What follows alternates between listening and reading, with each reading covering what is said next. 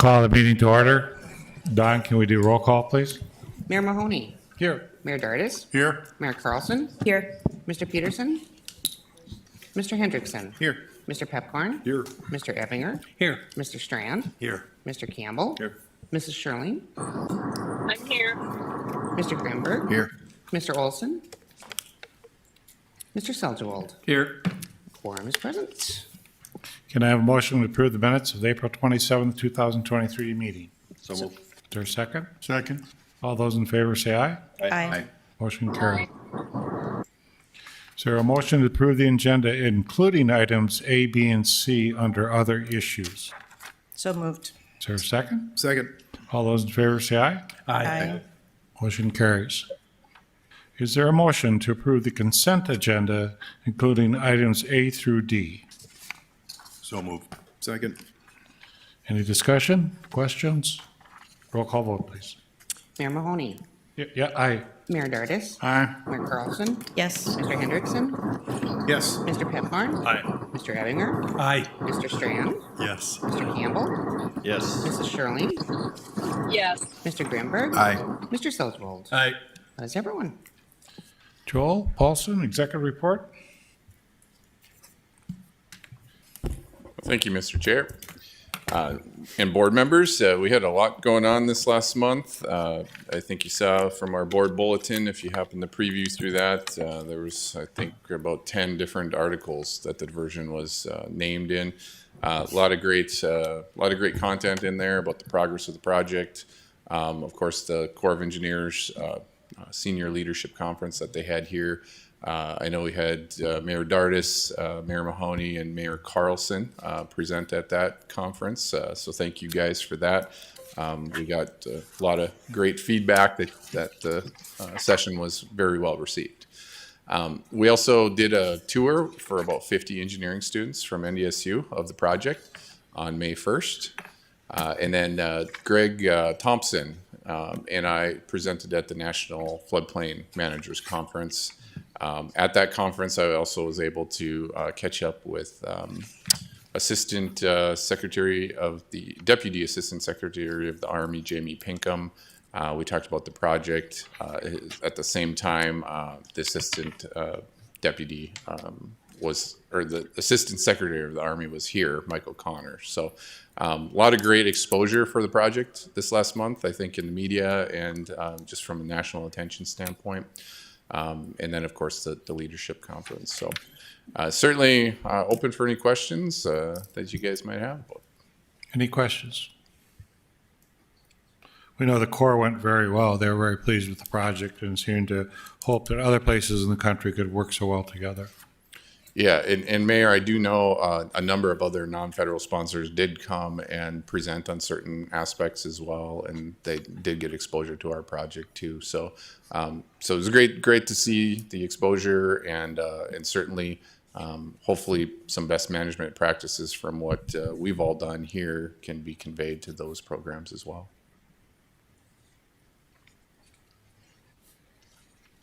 Is that all you have today? That's all I have for you. Come on, Joel, it's usually 3 slides. That's all I have. We'll have more at the end, pertinent to more technical issues. So. Okay. General Consult update, John Shockley, nothing. Construction project updates, who's doing that?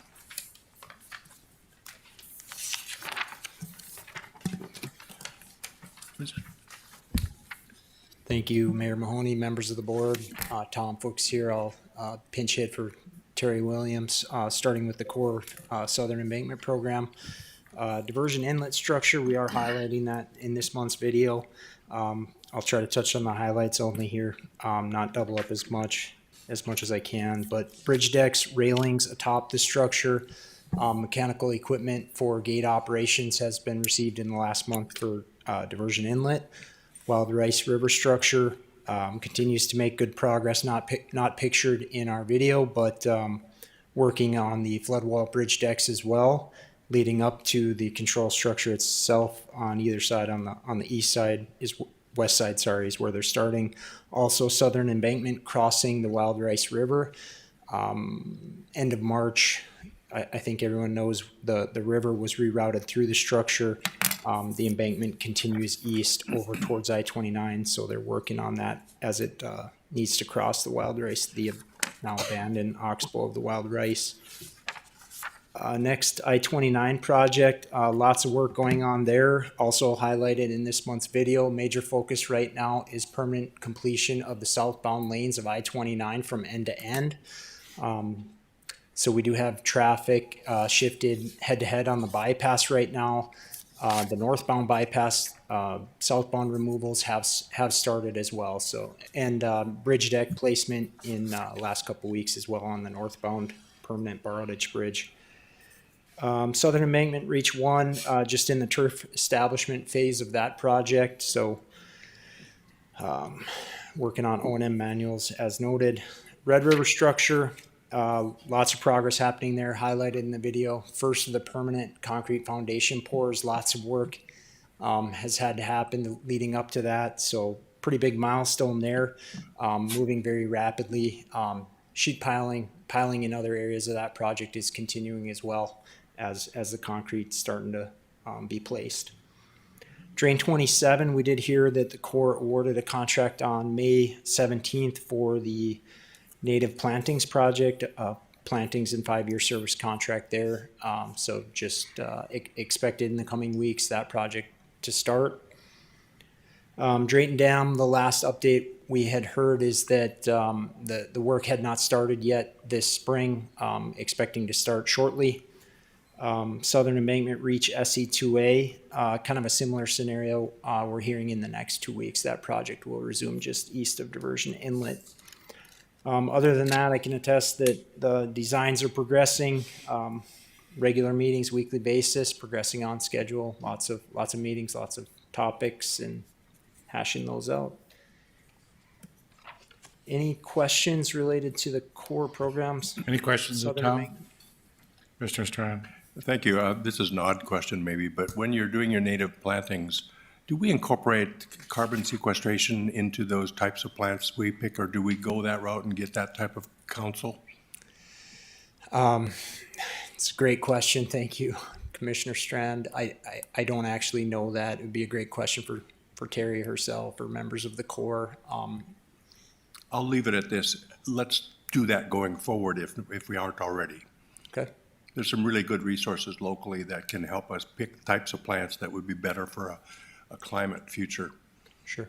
versus others. Thank you. Tom, I think some of the Corps already has recommendations in the project outline, don't they? On plantings that they have to put in, restore? Yeah, there's a wide variety, as I understand, throughout the Drain 27 project. There's, I think it's like 350 some acres in total. Close to 300 of that is wetlands, and so by and large, that's a mitigation project to create wetlands that are displaced in other areas as a result of the project. There are upland species or portions of the project as well, but in terms of specific to Commissioner Strand's question, I'm having trouble speaking. So Joel, maybe we could do a report next month, just what's going on in there to his question, because I think in our communities, Moorhead, Fargo, I know sometimes even West Fargo, pollinators are part of what we do in different areas, and we do a variety of different mixes for all our communities that tries to address some of what Commissioner Strand's talking now. But it might be nice to see what the Corps is doing and what the P3 group is doing. Yeah, absolutely. And I can't speak to the Corps' planting mix, but I know in our P3 on the channel, we have specified an all-native planting mix, which was actually quite difficult to come across. So every species of plant and vegetation that we're using on the P3 project is native to North Dakota. And the intent is to return this acreage back to natural prairie land, which of course is very good for pollinators and those sorts of things. Just to speak to your carbon sequestration question, I know for wetlands, unless you harvest those wetlands, it's hard to get the actual carbon material out.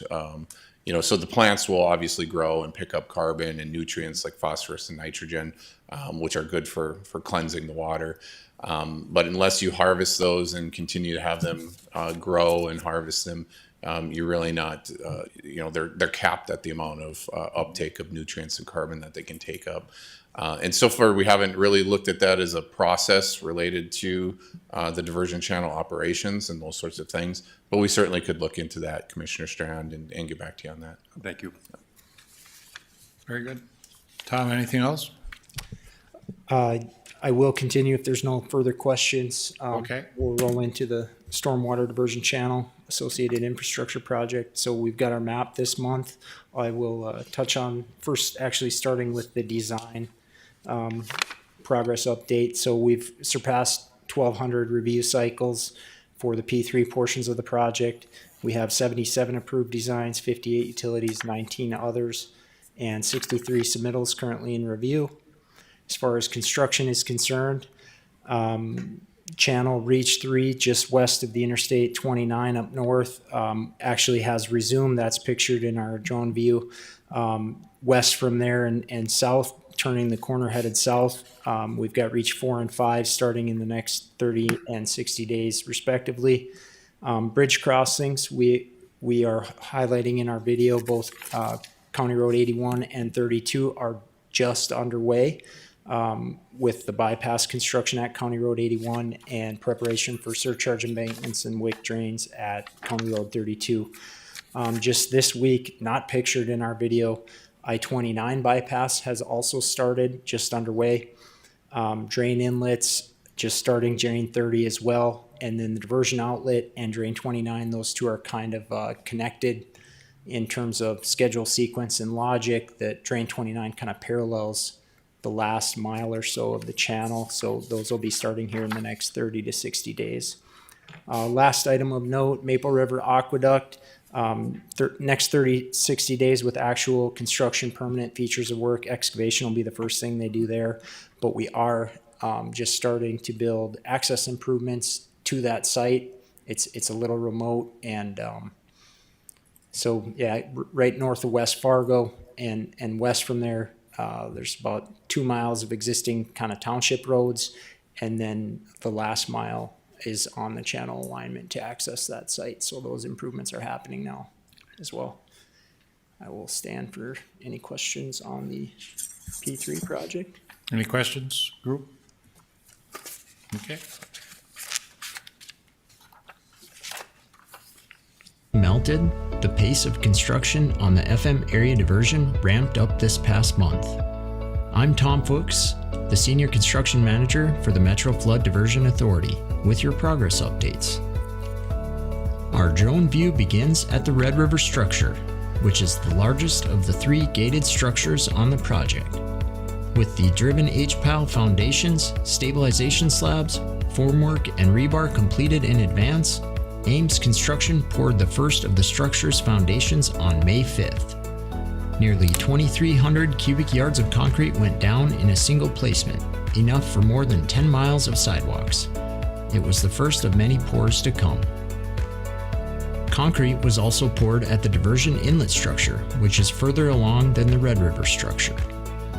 Crews have now completed the mechanical platform and vehicle service bridge decks, as well as multiple segments of the floodwall bridge railings, bringing it to 93% completion.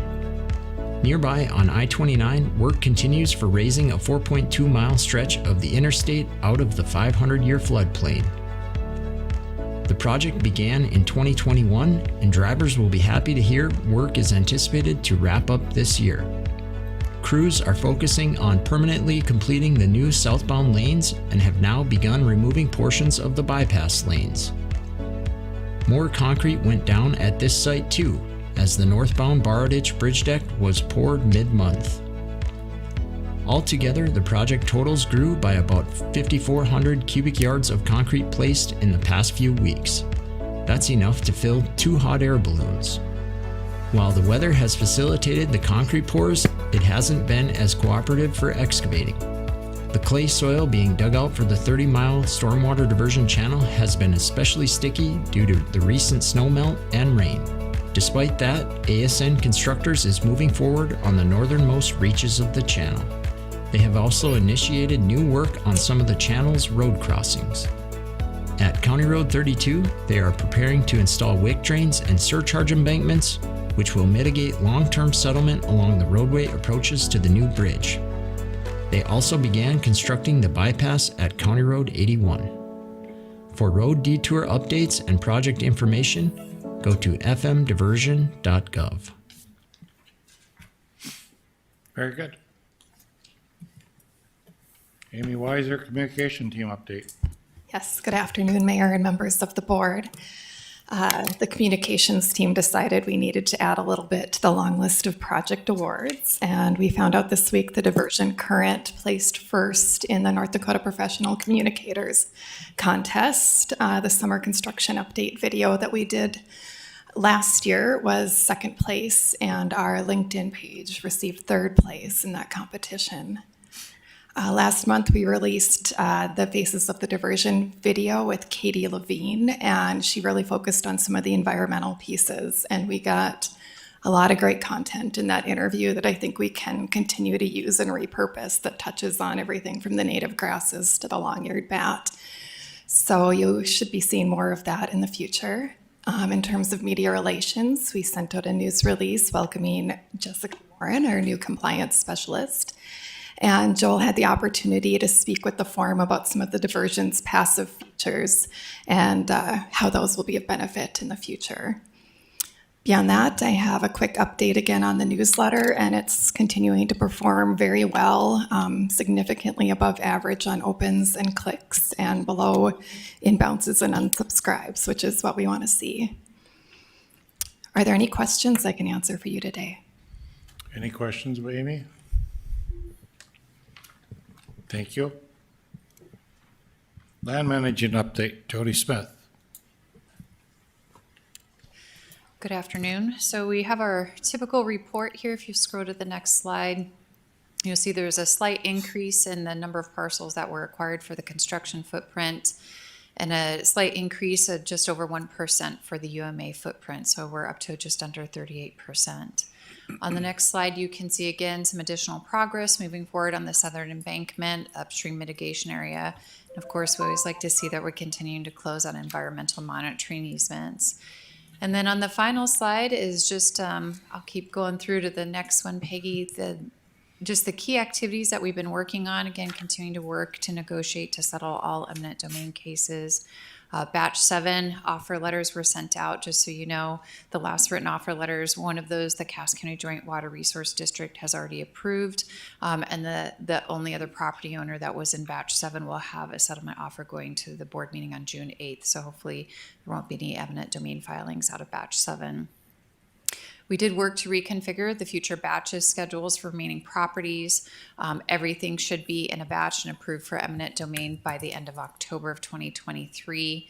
And then we did initiate the right of entry process from property owners for the Cheyenne River Habitat Improvement Project, which I know Joel will be speaking a little bit more about here at the end of this meeting. In this last month, 5 parcels with 4 landowners have successfully closed, and 49 farm leases have been completed for the upcoming leasing session. I know we have about a half dozen more leases to secure here in the upcoming weeks. So open to any questions you might have, though. Any questions from the group? Kind of a quiet group today, Kevin. What do you think? Thank you. Thank you, Jody. Mayor Dardis, how are you today? Just fine, thank you, Mr. Chairman. Are you in the mood to give us a report? Yes, sir. The Finance Committee met yesterday. Bills presented to the Diversion Authority were a total of $10,965,389. Our net cash position remains at $957,685. In addition to that, there were a number of items that were discussed with regarding to utility relocations and all of those types of things, all of which met favor with the Finance Committee. All were approved. You'll see also the City of Fargo work plan for projects bid in 2023. We had an amendment for that, and I don't know if somebody else wants to go into all the details. Mr. Foog? All right, I'll defer to him. Thank you, Mayor Dardis. That's correct. So we are making a motion today to approve the 2023 development plan summary sheets and the estimated total project costs, for the NR 23A1 City of Fargo Local Flood Protection Project. It's a 6% total budget increase resulting from bids opened 426, about 8% above the engineer's estimate, and then some corresponding adjustments made to project contingencies and construction service budgets related to that project, which are consistent with prior projects and circumstances. I will stand for any questions. The difference is $656,579.90 for a new project budget total of $11,664,829.90. Is there a motion? So moved. Is there a second? Second. Any discussion or questions? Roll call vote, please. Mayor Mahoney, Aye. Mayor Dardis, Yes? Mayor Carlson, Yes. Mr. Hendrickson, Yes. Mr. Pepcorn, Aye. Mr. Ebinger, Yes. Mr. Strand, Yes. Mr. Campbell, Yes. Mrs. Schirling, Yes. Mr. Grimberg, Aye. Mr. Selzwold. Aye. That is everyone. That completes your report. Does. Thank you. Thank you. Other business, Cheyenne Habitat Mitigation Project, Joel. Well, thank you, Mr. Chair.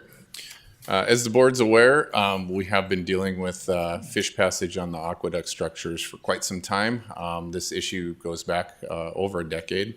Our environmental commitments are to maintain fish passage across the aqueduct structures for the Cheyenne and the Maple River aqueducts. We have finally found resolution with this issue with the state agencies and the Corps of Engineers, and we have found a permittable solution. And I'll get into just a minute technical detail, but feel free to ask any questions if you want some additional clarification. But obviously, here's a rendering of the aqueduct structure, and the rivers will go over the stormwater diversion channel.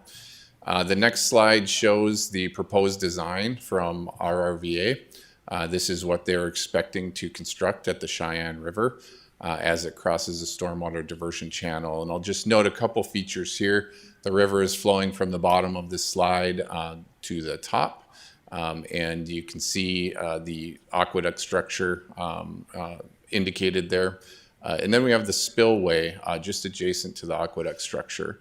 That spillway will spill the flood flows or any flows greater than what can be crossed through the aqueduct structure. So in essence, the aqueduct structure is a flood control element because no more water will be able to get through the Cheyenne River system than what we allow it through the aqueduct system.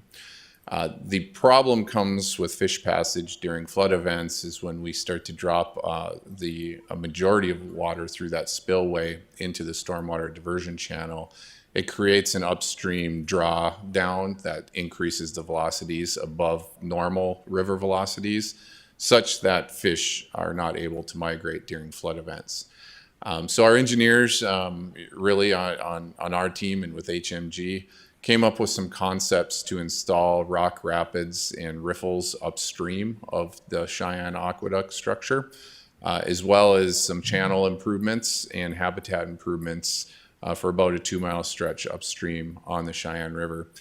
This will in fact stabilize the river system within those 2 miles. It also has the effect of reducing those velocities back to near existing conditions, which allows us to have acceptable fish passage with North Dakota Game and Fish and the Minnesota DNR. So it was a very ingenious design. I really credit our engineers for kind of thinking outside the box on this one, because this has been an issue that folks just had a big question mark on for quite some time, and a lot of the engineers just didn't know how we were going to accomplish it. So we are working through the process of contracting with HMG to get them moving on the design. On the next slide, you can see the impacted parcels. These are new impacted parcels along the Cheyenne River system. The impacts to these parcels are going to be fairly minimal as far as an acreage standpoint. Most of the work on the river will take place along the banks of the river and at or near the ordinary high water level. We do anticipate some level of vegetation loss through this reinforcement as we widen parts of the Cheyenne River and create more flow area to slow those velocities down. We've already had a public landowner meeting with the landowners that may be affected by this project.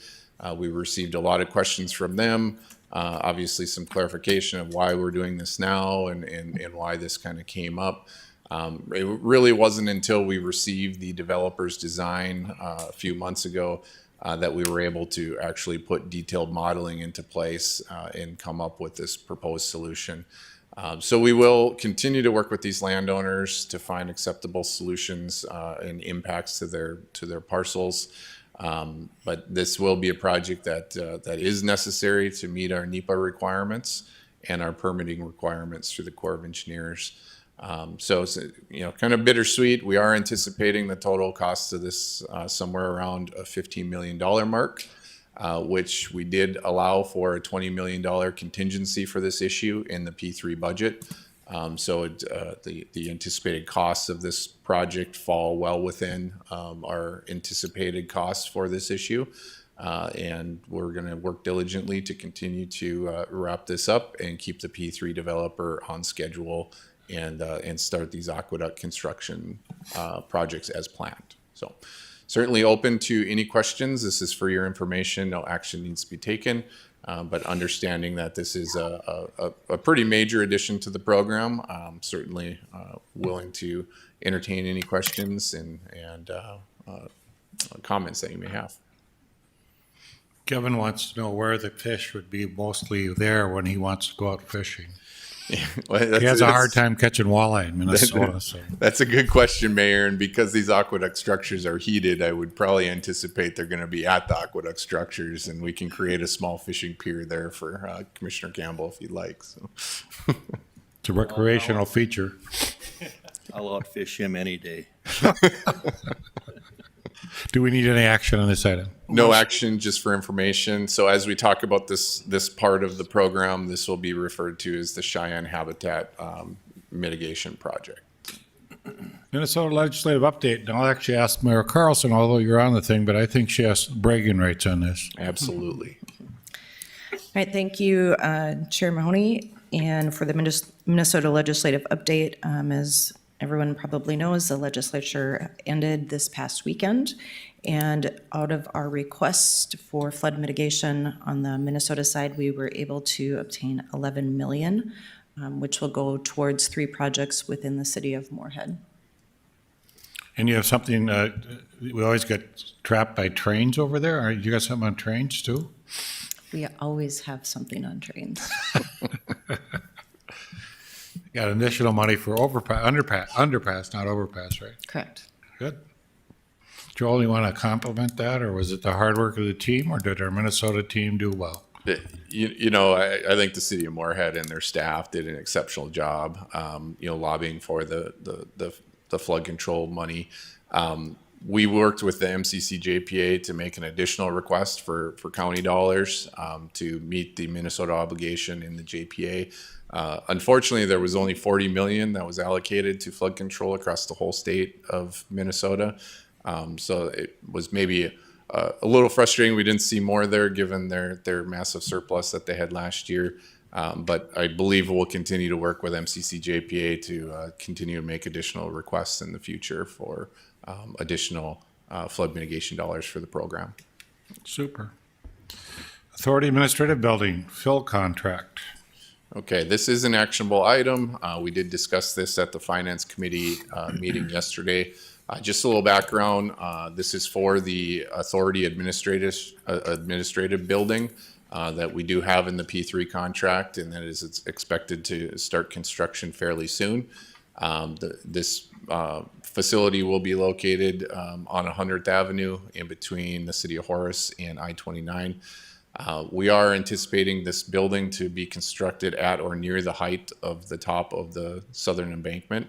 And so that requires quite a bit of fill in order to create a pad for the building site itself. During preliminary design and discussions with the Corps of Engineers.